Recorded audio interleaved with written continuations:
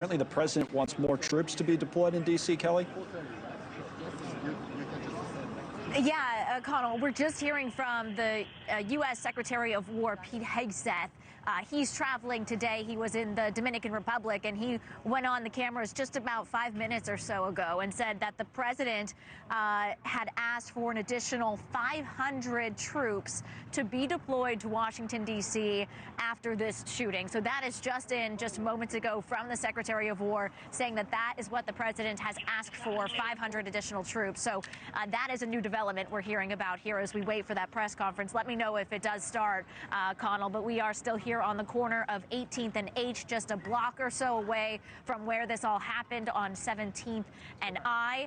Again, I was outside just a block or two away, Right. and when this all happened, saw the cars moving closer and closer to that area. At that time, we didn't know what was happening, and then, of course, found out that 2 National Guardsmen were shot. We are waiting on exactly their condition. There's been conflicting reports, as you said, from the governor of West Virginia, so we're hoping to get some more clarity from this press conference happening any moment. Our colleagues Hannah Brandt and photographer Jordan Clifford are there waiting for that, and to also find out more information about the suspect, which we don't know much about that either, Connell. Let me come back to you in a moment, Kellie, but we do have that clip from Secretary Hegseth that you referenced. Let's listen to Pete Hegseth, and we'll come back. Here it is.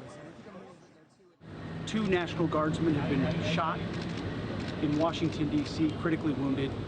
The shooter shot in a cowardly, dastardly act targeting the best of America.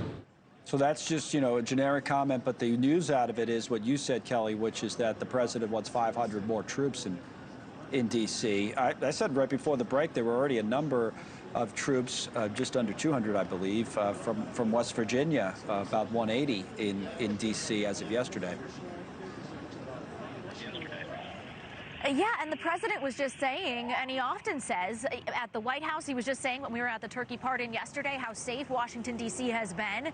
He comments on that quite often. I know living here in D.C., we see the National Guard at pretty much every metro stop going to and from work. I get off at the metro right where this happened. It's just 2 blocks from where we would walk into the White House. So the White House immediately going on lockdown, though the president is not here in Washington, D.C. He is on travel for the Thanksgiving holiday, as is much of the staff. So the White House today, the complex, very quiet, but there are a lot of people here outside of the White House, many tourists coming here for the Thanksgiving holiday, walking around outside that are now kind of pushed back from these streets. A lot of people walking by wondering what's going on here because there's still a lot of police activity, and the police tape still up behind me, as you see, Connell.